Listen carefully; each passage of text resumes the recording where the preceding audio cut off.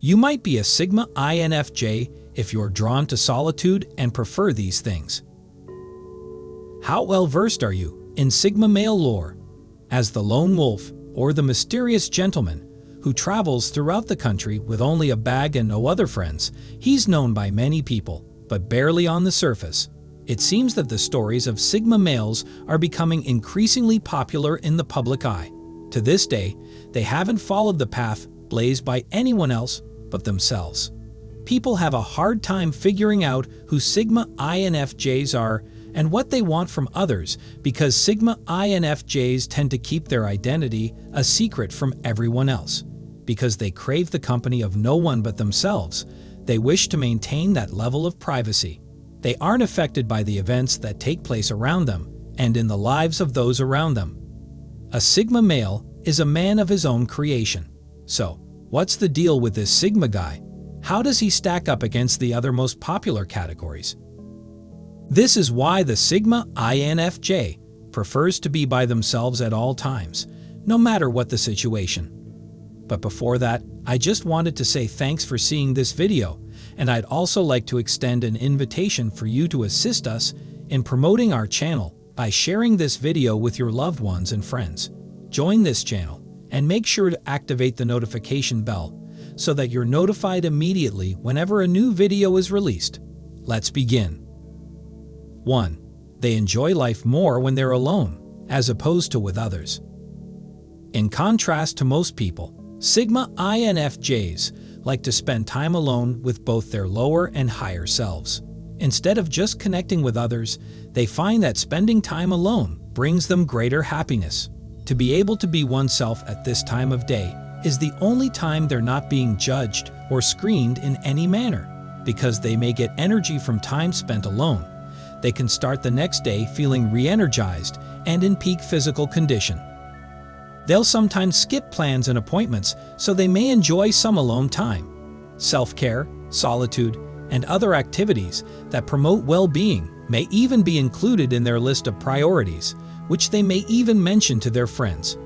Their priorities include self-care, isolation, and things that will help them feel better.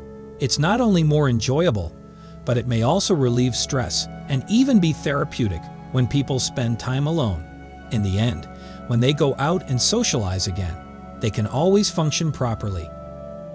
2. They need more space to improve and express their creative potential. The Sigma INFJ will never be able to carry out their revolutionary intentions if others continue to ignore, limit, and hinder them from doing so. Sigma INFJ's ability to ignore extraneous influences has always been a factor in their decision-making process, although this hasn't changed much through time. This is a variable that can be controlled. So Sigma INFJs make the conscious option to alter their surroundings and cut themselves off from the rest of the world. And whenever they need to go out and socialize, they'll be able to do so. Because they don't want to go through the hassle of trying to convince people who don't particularly believe in their skills and ideas. They'd rather work alone than collaborate with someone who doesn't value their ideas. Their creative potential can only be fully realized in an environment where they have more space and freedom. In a quiet, conflict-free setting, people may accomplish more in less time and with less effort. Even if they find like-minded people who they can work with, they may still prefer to do tasks separately to maximize their works. 3. They don't want their health and sanity to be harmed by the presence of negative energies. While the Sigma INFJ may appear unconcerned, they're acutely aware of their vulnerability to the feelings and energies of those around them. As a result, Sigma would always be better off alone oneself, rather than with people who are at odds with one another in their businesses, vocations, academic pursuits, hobbies, and day-to-day duties. If they keep mingling with others, some people's interactions with others are bound to affect them, especially the negative ones. When it comes to such matters, Sigma will always keep an eye out for danger and avoid getting too involved in anything unless they've thoroughly vetted the people involved. They've spent their entire lives trying to maintain inner harmony, and now they can't risk losing it in the span of a few seconds because of some external factors.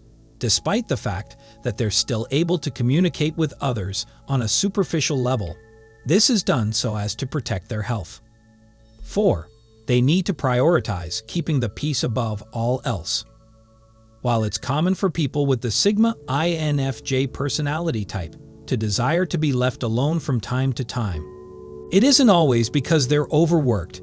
This is why they request that others refrain from approaching them. Those with the Sigma INFJ personality type have a hard time focusing on the vital indicators while they're with other people. While on vacation with their friends, they often don't notice the gorgeous surroundings or the natural sounds, which makes them miss a lot of things. Taking a stroll, eating alone, traveling on their own, and simply living in the moment are all excellent ways for them to gain a deeper understanding of their emotions and free their minds from external problems. When a person neglects to care for their own well-being in favor of the needs of others, their health suffers. Being of service to others at the price of one's own mental well-being might be detrimental in the long run. Furthermore, it has the ability to weaken the effectiveness of their gut feelings and inner voices. Prioritizing time alone allows them to listen to their hearts, stay in touch with their emotions, and take control of their minds. In a state of inner serenity, what further beautiful things can you accomplish? 5. They want to get in touch with their true selves.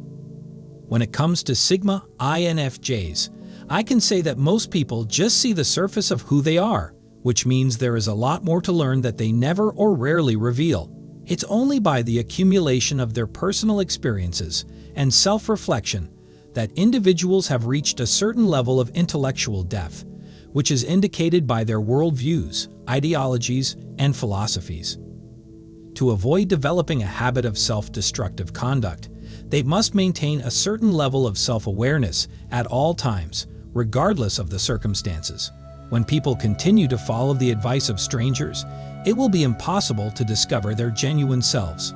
There's a constant barrage of misperceptions, caricatures, and inaccurate descriptions of them from the left to the right of their perspective. However, they can detach from external influences and delve deeper into their domains if they spend time alone and enjoy their own company. They can use their alone time to know more about themselves and eventually prepare things for what may come. So, is spending time alone as a Sigma INFJ a good way to learn more about yourself? I hope that my brief explanation will be of benefit to you. If you have anything to add, please do so in the video's comments section.